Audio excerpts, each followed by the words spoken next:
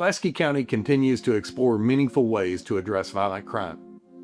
Leaders in the community are examining proven, evidence-based solutions like group violence intervention. The 100 Families Initiative recently hosted the second in a three-part series of public meetings aimed at creating safer neighborhoods. In this episode, we'll take you inside that conversation, where voices from both the judicial system and the community came together to confront violence and consider real solutions. Around the nation, gun violence is destroying families and weakening communities, and it's becoming a leading cause of death for young people. We know that in nearly every city, only a small number of people are driving most of the violence. An approach called Group Violence Intervention, or GVI, identifies those individuals and engages with them directly, trying to offer them a way out before the violence occurs. It's not just about stopping the shootings. It's about building a community where everyone feels like they have a shot at hope.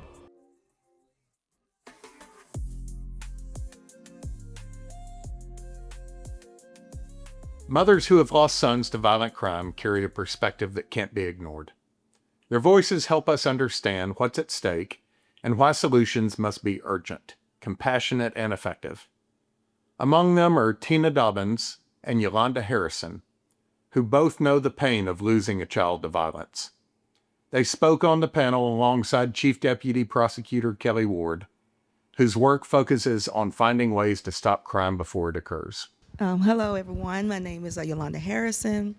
My son, Devin Sprawling, was murdered November 30th, 2018 here in Little Rock. I'll give you just a brief little synopsis of everything that happened.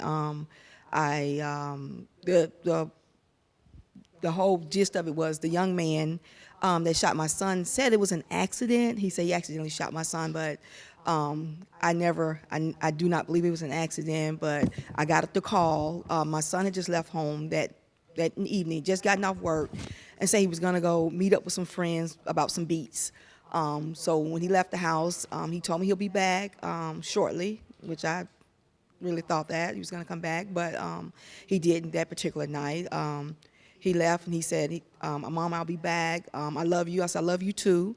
And actually, we were supposed to go to the movies that particular night. We always go to the movies, and that was a couple of days after my birthday, and it was around Thanksgiving, so we were supposed to go to the movies, and I had a headache that particular night.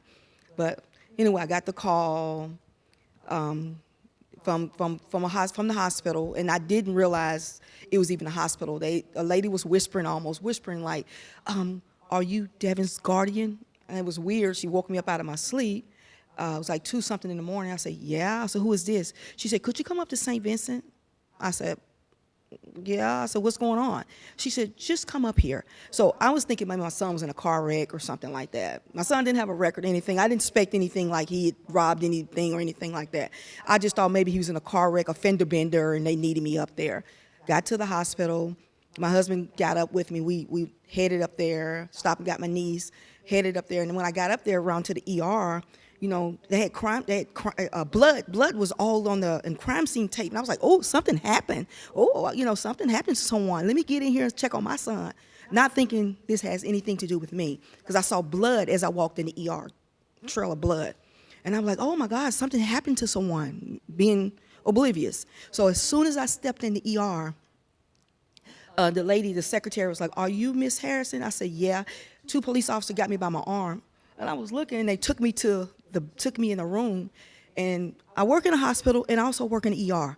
So when you took me in a room with a chaplain, he said, have a seat. I said, no. I said, what's going on? You know, this is what we do. So I was like, what's going on? Why am I here? And the chaplain was like, Miss, can you please have a seat? And I was like, I said, just talk to me. I said, because why are you asking me to sit? I said, I work in a hospital. I said, you can just be honest with me, whatever's going on. He said, well, we'll let the doctor talk to you. So the doctor came in. She had some blood on her scrubs. And I just stood there. I said, ma'am, what's going on? Talk to me. We're doing everything we can. I said, doing what? What's going on? So still asking questions. I said, where's my son? She said, we're working on him. I said, working on him as in coding my son? She said, yes. I said, take me to my son. And she said, no, we can't take you in there. I said, take me to my son. I work in the ER. Take me to my son. And the chaplain said, let her go. Let her go in there. I know that's probably, unethical to do, but that's what I do. I code patients, so, but you never my own son, but so this is what I do. So when I walked in, they were coding my son. I had an out-of-body experience at this point. I was just like gliding towards him. Whew, excuse me.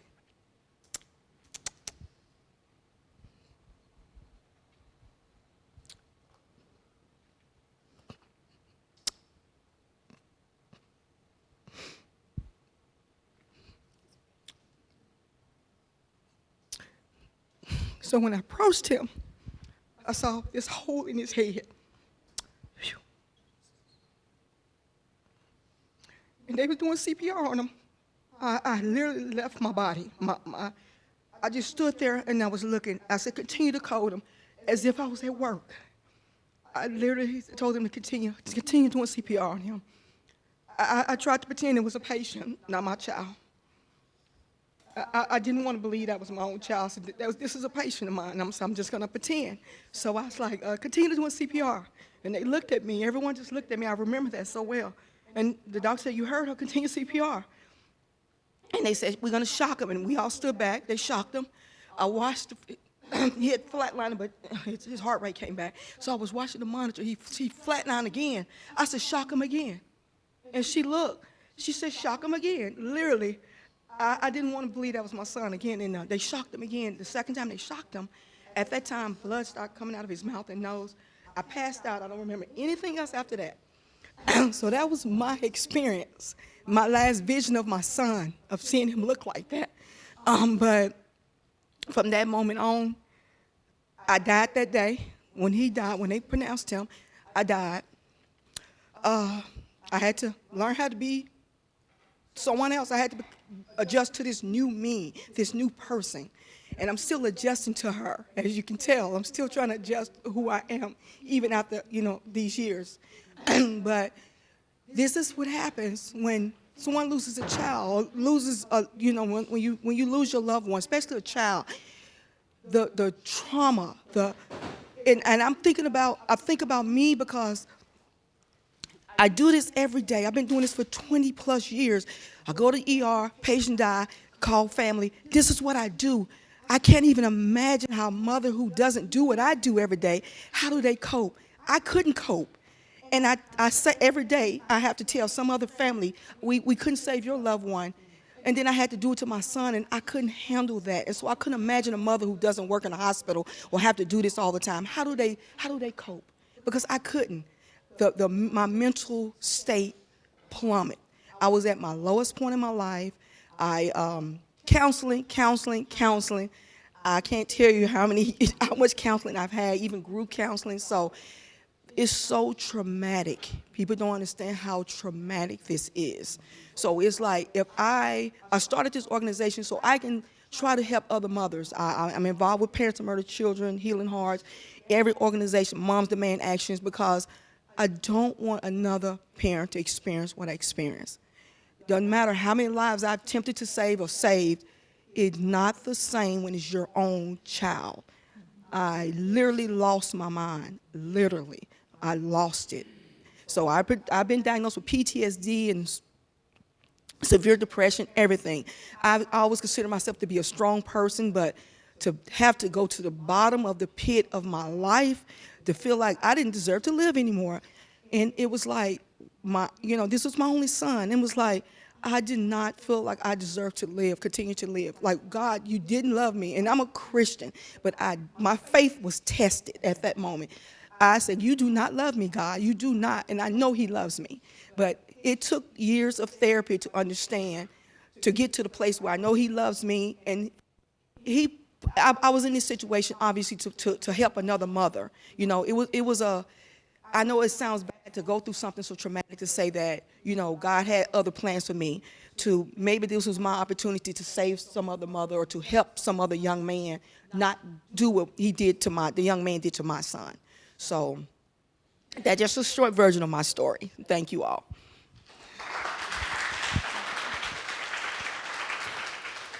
And I needed her to tell that story because I need y'all to feel what I felt the other day. And thank you, Yolanda. And she has shared her story on the podcast, too, on our Smart Justice. So go out and look at that when you get a minute. Okay, take a breath. And Ms. Tina Dobbins. My son, Christopher, was murdered January 17th, 2023. Chris had just left my house. He picked up his little boy, Caden, at school every day. And the routine every day, he brought him to our house because his mother picked him up from our house after she got off from work.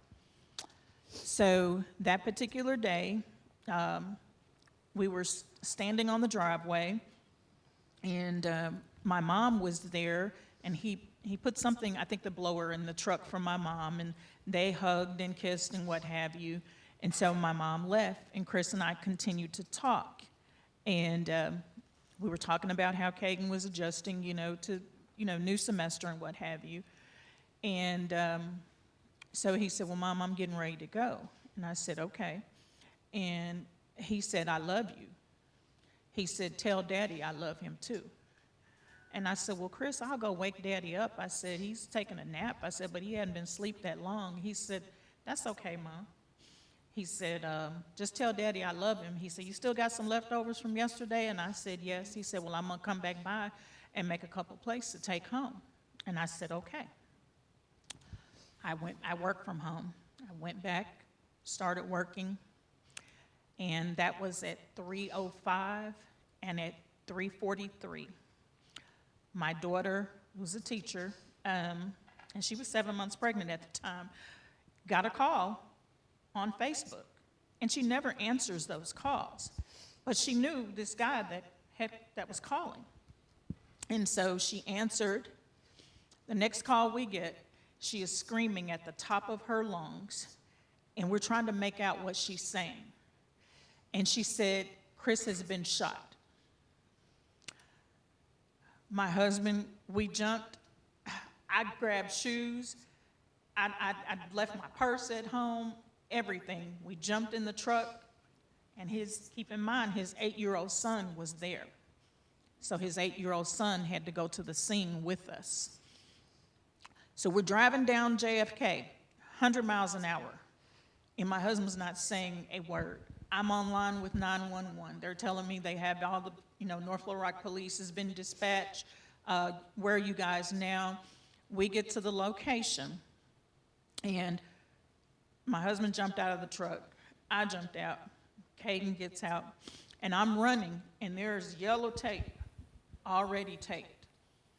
And so there's a lady from MIMS, and I can still see her face today. And I'm running, and I'm trying to jump over the tape. And this lady grabs me, and she says, ma'am, you can't go over there. I said, you don't tell me I can't go over there. I said, that's my son. I said, I'm his mother. And she grabbed me again really tight. Meanwhile, someone had already motioned to my husband that he was gone. And she said, ma'am, we did everything that we could do. And I said, what do you mean? She said, ma'am, he's gone. When she said that, I was just screaming at the top of my lungs. And the only thing that I remember after that is that my husband and another man basically were picking me up off of the ground. And I just continued just crying and screaming because this could not be true. I just saw him. He just left my house. And so there were just people everywhere, so many people. Chris he was well-known, popular in high school and what have you.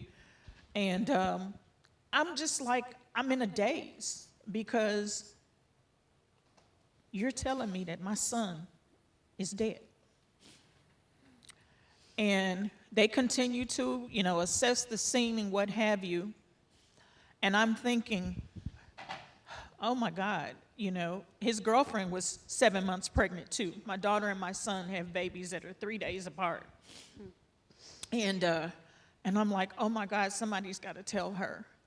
And then I'm like, oh, my mother. And so I call my brother, and he's in law enforcement in Memphis.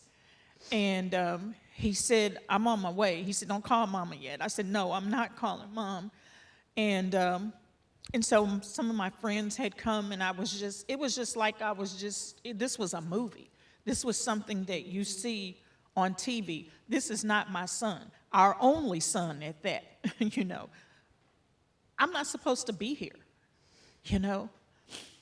And I continued, and it was just like I was just in a dream, and my daughter was screaming and crying, and finally his girlfriend had found out, and she was crying. And so they continued. The investigators spoke with us, and North Little Rock reassured us they would find him. You know, they already knew who he was. And the next thing that we had to do, we had to go tell my mother, who was 78 at the time. And we walk into my mom's house, and this is about 8 or 9 o'clock now, and she immediately knows what's wrong. And we had to tell her, and it was just like everybody just like stood. We were just crying. My husband was just, he's very quiet anyway, but he was just quiet, like this is not real. My grandson, and I'll back up, we had to call his grandparents to let them know, and they came to get him, to pick him up. And Caden, he had cried that, he said, Daddy didn't get up. He thought that his daddy had just fell down and he was supposed to get up. But he was down forever, you know. And from that time up until here pretty recently, you know, when it's your child, I lost my father in 21. That was really hard. But when I lost my child, I lost me. Mm-hmm. I went from, I've always had asthma. That's always been pretty bad. But I went from having asthma to having anxiety and panic attacks. My husband calling the ambulance because my blood pressure is sky high. I'm on more medicine now than I've ever taken in my life. And I'm not ashamed to admit that the loss of my son has caused this. You know, my son had a baby that was born 1 month after he was killed. He never got to see his baby girl, and she is a twin. She looks exactly like him, but he never got to see her. So there are 3 children now without a father. We're without a son. My husband's had serious health conditions. He's had a double lung transplant. My son was a son you could pick up the phone and call him. Hey, Chris, can you come do the yard today? Mama, I'll be over there in a little bit, okay? Can you come help your daddy do this? I'll be over there. We could depend on him. Mm-hmm. And all of that was taken away. My daughter and my son are only 1 year apart. She suffered tremendously. We worried whether they were going to have these babies early or what. But January the 17th, I not only lost my son in 2023, I lost myself. I went through therapy. I still, kind of monthly now. But I'm not that person anymore. I'm not the person that I was before my son was taken from me. And I'll never be that person again. And I'm still trying to figure out in my head, who am I? Who am I? Because some days I really don't know. This past weekend, I just could not get going. Everything was just about, I could just see Chris, everything. And I couldn't figure out why, and I said, I'm just not that person anymore. And I have to figure out how to accept that. I have to figure out our lives changed tremendously because now we have to assist in raising his 3 children who are young, 8, 4, and 2. when he was an involved father and his life was taken. And that's just kind of the short version of who I am. Thank you, Tina.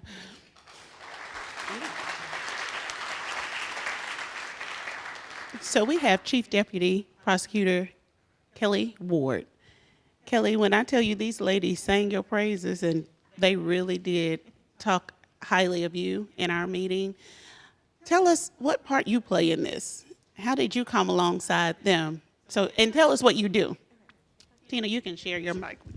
So I'm the chief deputy at the prosecuting attorney's office. I've been the chief deputy since January of 23.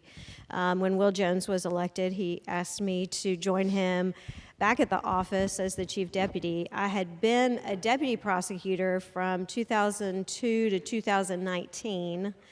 And then I went to do private practice for 3 years before coming back in 23. And so my role has changed quite a bit since the first time I was at the office, and I think our office has changed quite a bit since the first time I was there. And I'm going to tell a story, and I hope Ms. Dobbins doesn't get mad at me.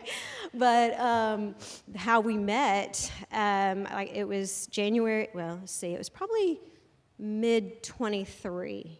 And we had some prosecutors who had left our office. We had come into the office with 60% more cases than we'd ever had because of the COVID backlog. We had 250 pending homicides and an office full of 50 attorneys.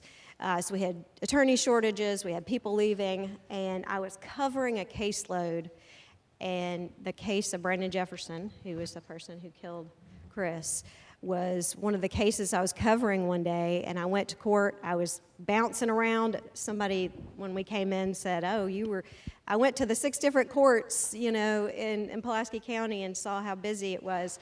Well, I was bouncing around from court to court. It was just a short hearing on Chris's case. I did it. I walked out. I went upstairs, and I went about my business. And I got back to the office, and they said, there's a woman named Tina Dobbins. She would like to speak with you. She's very upset. So I said, okay, that's great. That's fine. I will speak with her. And she was very upset, and she had every right to be upset because she was in the back of the courtroom with her family, and I didn't address them when I went in to do that short hearing to cover for someone else because I was distracted. I was thinking about all the other things I had to do, and I could have said, Ms. Dobbins, I have this many cases, I'm down this many attorneys, I have this many. But that's not what we do in our office now. That's not the Will Jones way, because he says, we got to take care of these moms, Kelli, every day. And so I sat there and I took I'm not going to say the word, chewing. And I deserved it 100% because what we can't forget when we're doing these cases is that these are real people. These are families that are going through the absolute worst times of their lives. And even though I have an office to help manage and attorneys to help and my family and all these other things we're trying to juggle, that's why I'm there. I'm there to help them through the process. I'm there to prosecute the case, but also to get justice for them. And so I listened, and I said, you're absolutely right. I am so sorry. You deserve better than that. And I'm not going to take this case and give it to the new attorney. I'm going to keep it, and I'm going to handle it myself.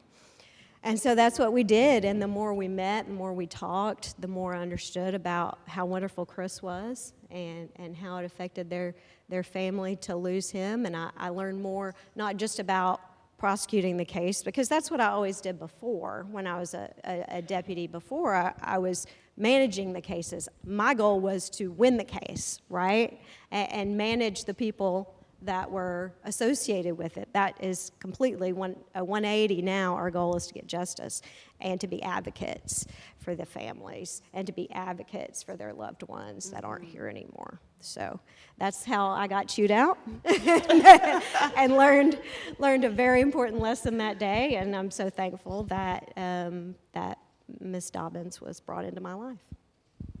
Thank you, Kelly. Thank you. All right, so we're going to start our discussion. I did give you guys some questions to look over. And Tina, you talked about the triple effect, or the effect that it has. Can you, from your work with families, I know you tell us, first of all, tell us about the work you do. Okay. And then I want you to explain to the community from your work with the families, what do you wish more people understood about the ripple effects of violent crime? All right. First thing I will talk about the work. I became involved, a member of the group of parents of murdered children after my son was murdered.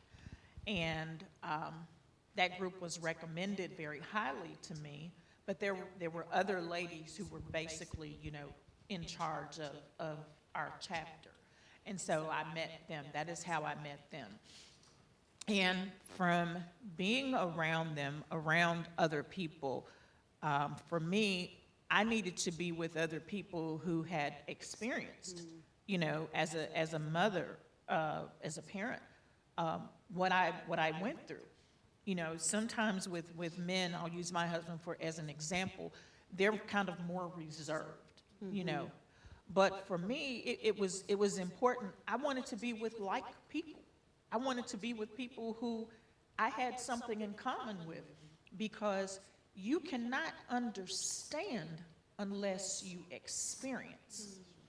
The average person, unless they have lost a child, and especially to gun violence, they can't understand what you're going through unless they've experienced it themselves. So when I met all of the ladies there, it was just kind of like I could feel the love. I could feel that I could be, if I was having a bad day and I was crying or what have you, there were people there that could pick me up to say, we understand, At every court proceeding, there was an advocate from parents of murdered children that was with my family and I from the time that we went to court in March of 23 until the time that he was convicted, and that was March 4th of 25. Someone from the chapter was with us at every hearing, okay? The ripple effect. You have children. I'll use our family as an example. I have 3 children who have lost their fathers. Their father. The worst thing that can happen to a child, we have so many children now who are growing up in single-parent homes, and I'm not knocking that. But children, there's things that they need from their mother, there's things that they need from their father. So my grandchildren have been deprived of that and shouldn't have been, because with Chris, and I'll use his son as an example, whatever Caden was in, whatever activity, he was there. If he had to adjust his schedule or what have you, he was going to be there. From the time that Caden was born, he was there. When he was christened, Caden's grandfather is a pastor, and before his congregation, he said, I never have to worry about Chris not being there because he's been here from day one. They shouldn't have been robbed of that, We shouldn't have been robbed of having to suffer emotionally, mentally. Our lives changed. My daughter's lives changed, because someone made the split decision to pull that trigger. My health has been compromised. The ladies in the group will tell you there was times that I wanted to be there for the meetings or the event, but because I was so sick, I couldn't be there. So therefore, I lost who I was. Like I said, I've always suffered from asthma, but these panic and anxiety attacks, and I'm gonna say, praise God, I haven't had one in about 3 months now. And they're so serious that my husband doesn't know whether I'm having a stroke, whether I'm stroking out, or what. Because the last one I had, my blood pressure was like 189 over 120. And that's stroke level. So he's grappling with the fact, he and my daughter and my mom, are we going to lose her too? See, but I never had any of this until my child was taken. Because I've never, you're never going to get over it. I don't care how many times people will say, oh, it'll get better in time, it will get better in time. No, it doesn't get better in time. It does not. You figure out how to cope because you don't have a choice. I have to continue to show up as an employee. I have to continue to show up as a wife to my husband, as a mother to my daughters. I have to continue to show up. I have to continue to be Gigi to my grandchildren, a daughter to my mother who's aging. I have to be there for her because I don't have a choice. See? And so split decisions to take the life of someone, it affects that entire family. It's just from one to the other, one to the other. And I'm going to say it affects their family too, because guess what? Your loved one that made that decision, whether they were mad, whether it was pride, or they feel that someone disrespected them or what have you, guess what? You're going to suffer too, because your child who made that decision is on their way to the Department of Corrections, and their life is over too. See? So it affects both ways, but that victim's family, you're never the same, never. And unless you have experienced it and walked that walk, you can't understand it. Thank you, Tina. I saw you motion over here. Do we have some support from your organization? Are they here? Yes. Oh, thank you guys for your support. All right, thank you. Whew. Yeah, I knew this was going to be the hardest alliance meeting for me, because this is so hard. And Yolanda, I know you have an organization too, Mothers of Black Sons Standing Against Death. And what's your core mission? Our core mission is, and the reason I started is because of the death of my son, and it's for all mothers. And I said mothers of black sons because since it's such a high rate of young black men that are killed in homicide, but it's for all mothers. I do want to clarify that it's for all mothers.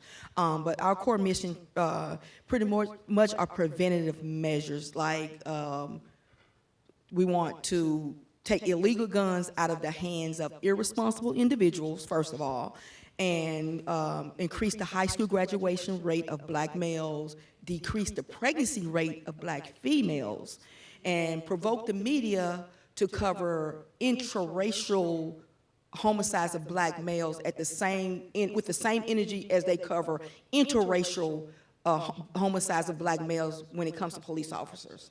So they quick to cover that, but they don't cover black on black crime. But when black males kill each other, but they want to always make it a race thing when a white cop kill a black male, when that percentage is super low, even though that shouldn't happen either, but that percentage is so low compared to the black on black crime.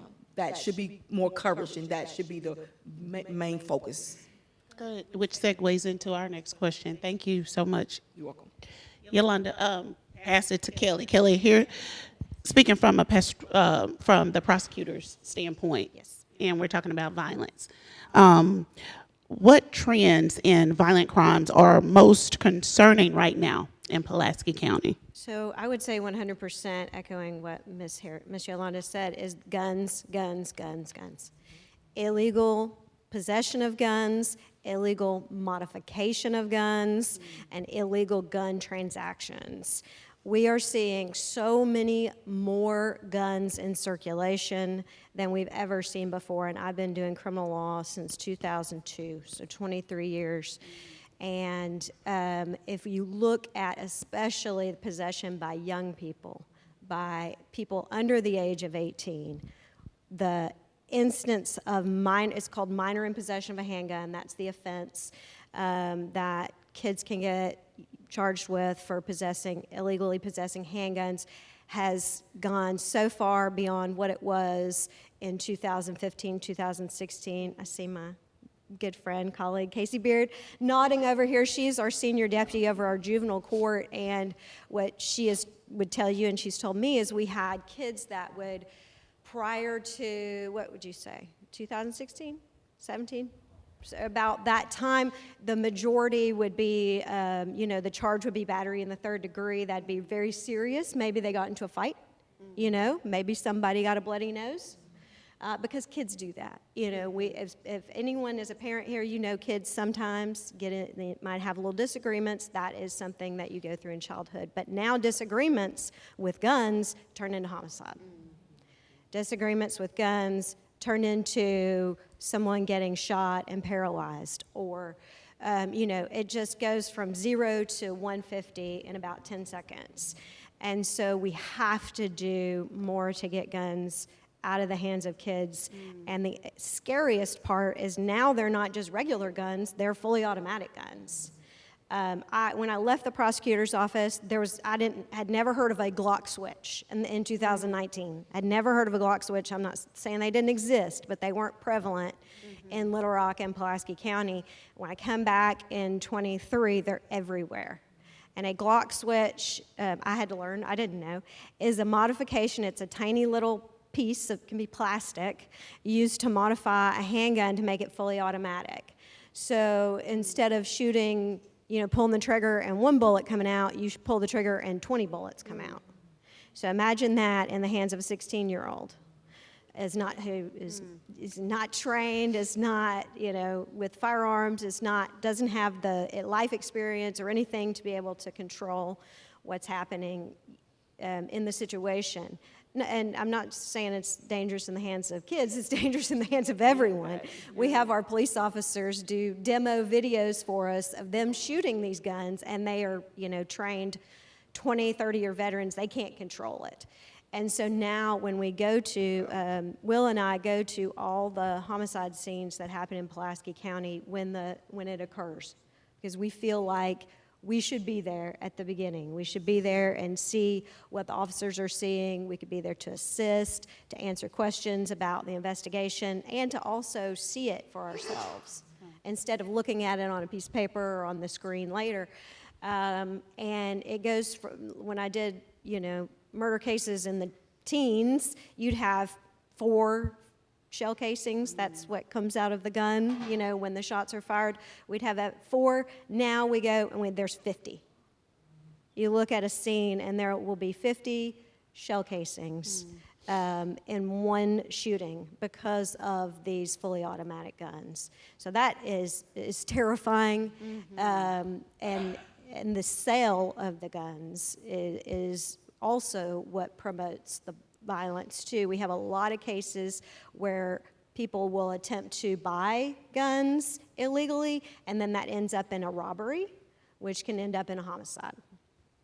So around the transaction, the possession of these weapons by kids, and the illegal possession of other people. Thank you for that, Kelly.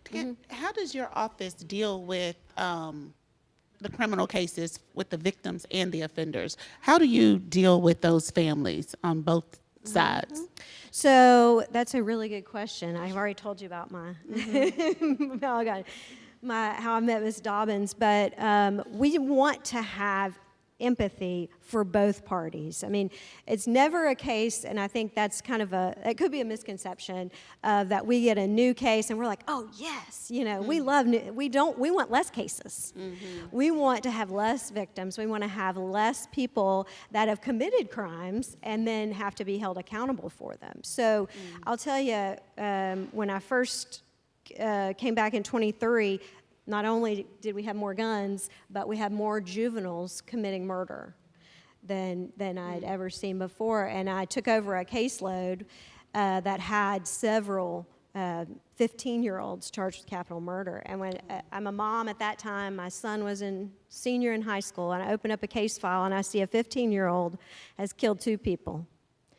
And it was his foster family. Shot one of them in the head and the other woman in the chest, the man in the head and the woman in the chest, 15. So I know what I have to do in that case, right? And the thought of what's going to happen in the future to his family, the people that love him, it makes me sick to my stomach. As much as I feel for the family of the two people that were deceased.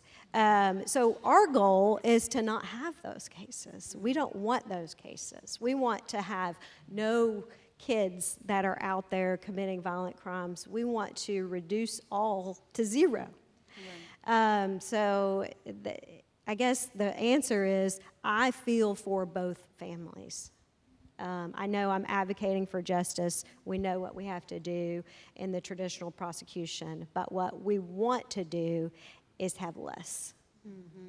And in the way these conversations, the education, letting people know what's happening, you know, in the community, and then getting to, like Fitz says, that root cause and fixing it at the beginning before it gets to my desk. And then I have to make those hard decisions about what's going to happen in that young person's life.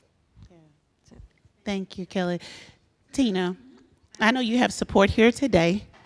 Can you tell us, how does the community wrapping around you, or have you seen community support make a difference for grieving families in their healing process?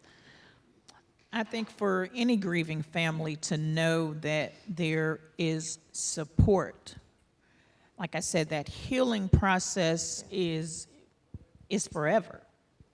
But when you know that you have support from the community organization that you are part of, or people that you meet along the way, then it does help you to be able to go through that process. Going through the process of someone being prosecuted for killing your loved one, it's grueling.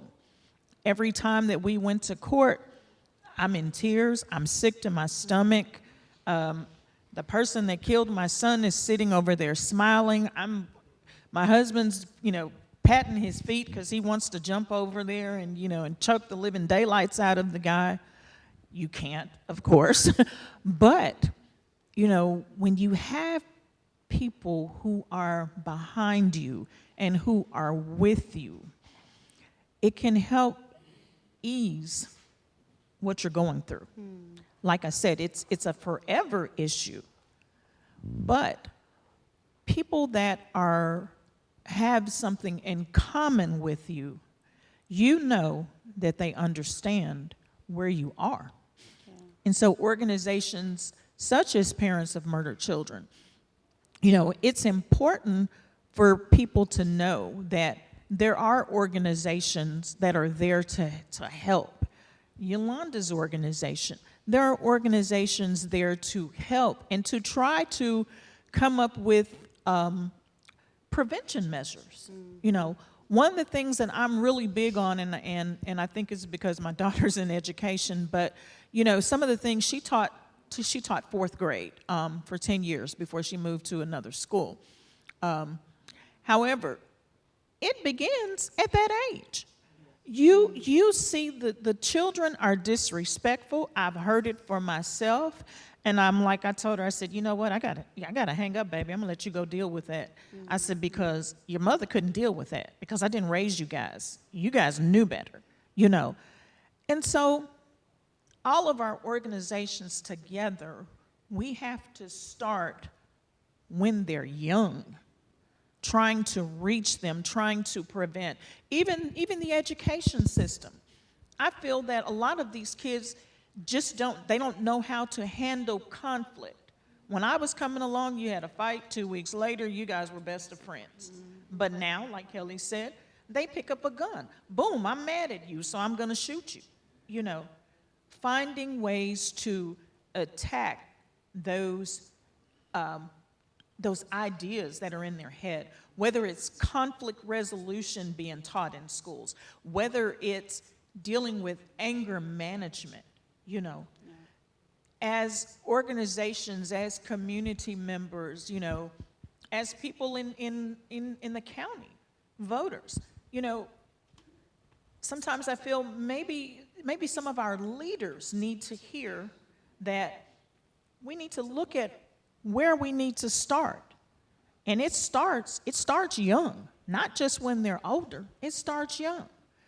So, like I said, this organization has been a blessing to me, a blessing to my family. And, you know, I've chosen to, although my pain is great, but if, you know, there's a song that says, if I can help somebody, then my living will not be in vain. Amen. Ooh, thought I was in church. Okay, amen. We have one last question from me, and then we're going to open it up for discussion from you all. And then we're going to ask you guys to give us some ending points, okay? But last question from me, Yolanda. And Tina, you kind of touched on it, on how to engage and mobilize the community. But can you tell us, what can the community do, whether it's big or small? What actions can everybody and every citizen, community members, how can we address the violence before it happens? What can we do as a community? And I'm gonna go definitely piggyback off what Tina said about starting when they're young, the mentorship program, because from the research that I did on the young man that took my son's life, he had a history of anger management. He had even in school, he had a problem with, he had a really bad temper, and then pretty much his parents coddled it all through his life. So I felt like if they had handled him then, my son would still be here. He had a problem with anger, and he acted out on it a lot, even in school. I did my own personal research on him, and unfortunately wasn't able to be used in court, but he had a problem, and to me, that made a big difference in who he was as a young man. If he had a problem when he was younger, what is gonna happen? It's just gonna go into adulthood, and look what happened to, you know, my son. So I felt like if he had got control of his problems when he was a kid, and his anger issues and knowing how to cope with anger, or if he's upset about something. And it didn't have to be something someone directly did to him. He could just be upset about something. From the stories that I heard from others, peers and even teachers, saying that how he would overreact. And then, oops, you know, then it was an oops moment later. So, because even one teacher, you know, she wanted to stay anonymous. She said she had begged the counselors and the principal to get, you know, and his parents to get him help, because they felt like, she said, one day the way he would have outbursts with anger, over small little things, whether he broke a pencil or whatever, his anger, one day he gonna end up hurting someone. And it's funny how she approached me. She said, I begged then. She said, I always felt like one day he was gonna snap and take a life or injure someone because of his anger issues. So to me, starting when they're young, they need, if we see this happening in the classroom, immediately that child needs to get some help. We need to get help for that child, and not just say, oh, let's suspend him and send him home, because you're not helping the problem by sending him home, just sitting at home while mom is at work. He's probably home alone. So let's start with a major mentorship program with our young boys. If you haven't yet listened to the first meeting in this series, I encourage you to go back and listen to episode 6. It features a powerful panel working at the intersection of accountability, rehabilitation, and public safety. Each discussion in that episode adds to the momentum we need to turn ideas into action and to create lasting change. Listen to A Shot at Hope on YouTube, Apple Podcasts, Spotify, or wherever you get your podcast. Or go to smartjustice.org.